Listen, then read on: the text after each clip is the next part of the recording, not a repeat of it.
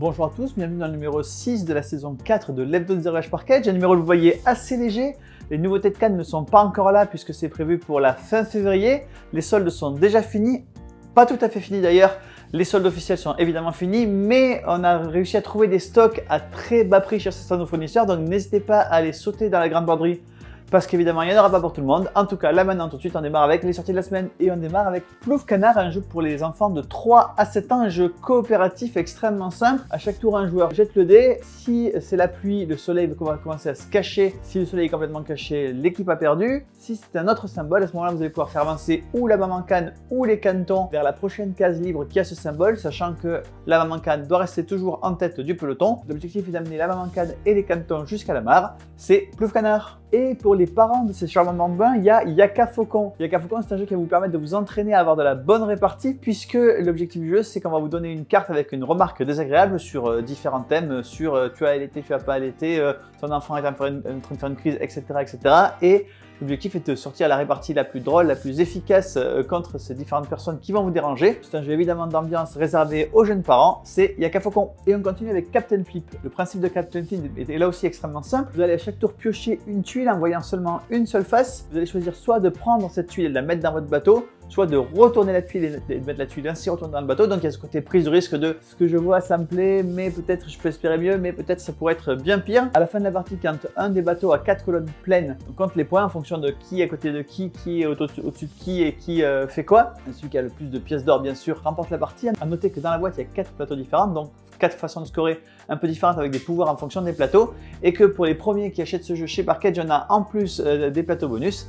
C'est Captain Flip. Et on continue avec Golden Crash. Golden Crash, c'est un jeu de la team Kadama. La team Kadama, c'est évidemment une team d'auteurs extrêmement réputés qui ont chacun eu leur succès séparément et ensemble. Ici, ils se sont réunis pour une game jam, à l'occasion d'une game jam, donc période de 3 jours pendant lesquels les gens ne dorment pas, ne mangent pas, ne font rien d'autre que d'inventer un jeu. Et bien au bout des 3 jours, ils sont sortis avec ce prototype qui allait devenir Golden Crash. Je me suis laissé dire que le thème au départ n'était pas exactement le même, qu'il se passait plutôt dans une galaxie très lointaine. Ici, le thème est un peu différent. Ce sont les samouraïs qui vont affronter les poules pirates. À vous de choisir laquelle des deux équipes vous soutenez. L'autre joueur va forcément prendre l'autre et ça, vous allez jouer à ce jeu de combo où vous allez avoir des pouvoirs quand vous posez une carte, quand vous enlevez une carte, sachant que vous pouvez mettre des cartes que sur vos colonnes les moins remplies. C'est tout simple, c'est un jeu qui se joue à 2 dans une petite boîte dans un temps extrêmement limité. C'est Golden Crash. Et on continue avec The Hunt, un jeu de Matthias Kramer et de Engin Kramer. Matthias Kramer, vous connaissez peut-être ce nom. Il a fait quand même des jeux relativement connus comme Watergate et Glenmore. Ici, c'est un autre jeu d'affrontement à 2 joueurs qui se passe en 1939 entre un joueur qui va jouer la Navy britannique et l'autre joueur qui va jouer la Kriegsmarine allemande. L'Allemand, il a un sous-marin et il essaye de couler les cargos anglais dans l'Atlantique Sud. L'Anglais, lui, va essayer évidemment d'identifier et de repérer et d'abattre le sous-marin allemand. Il y a donc des composantes de bluff, de j'y suis pas, je laisse certains cargos passer pour ne pas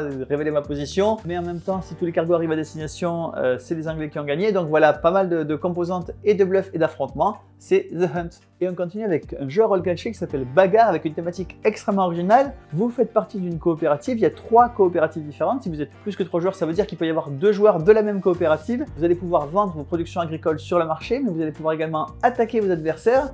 Sachant que si vous attaquez votre adversaire ou que votre adversaire se défend, il va falloir jouer des paysans évidemment pour se défendre. Mais on ne peut jouer pour se défendre que des paysans de sa coopérative. Donc évidemment, au fur et à mesure de la partie, vous allez essayer d'imaginer que s'il a joué ce paysan-là, c'est qu'il est soit ça, mais comme il a joué l'autre, etc., etc. Un jeu d'affrontement dans un thème agricole, c'est Bagarre. Et on continue avec C'est du gâteau, un jeu dans lequel vous allez pâtisser. Le principe est extrêmement simple, vous allez à chaque tour jouer un ouvrier qui va vous permettre de récolter différentes ressources, mais également des outils pour faire vos gâteaux, puis préparer vos gâteaux, sachant que chaque gâteau fini va vous rapporter des récompenses. À vous d'essayer de positionner vos gâteaux pour qu'ils vous rapporter les meilleures récompenses avant vos adversaires. Et si ça ne vous suffit pas, nous avons également une extension qui arrivait directement en même temps que le jeu de base, une extension qui apporte des nouvelles recettes de crème glacée comme son nom l'indique, et évidemment il y aura un PK Game Pack avec C'est du gâteau et crème glacée. Et on continue avec une nouvelle boîte de Bubble Story. Bubble Story, c'est une collection d'escape game pour enfants, donc absolument sans texte, mais également sans score, c'est-à-dire que vous allez pouvoir explorer avec vos enfants les différentes options qui vont arriver. Même votre enfant peut jouer tout seul, puisque comme je vous le disais, il n'y a pas de texte, donc si vous identifiez un dessin, eh bien, vous allez pouvoir retourner la carte qui a ce dessin, puis continuer à investiguer. Cette boîte-là est spécialisée dans les contes, donc évidemment 3 contes différents à explorer.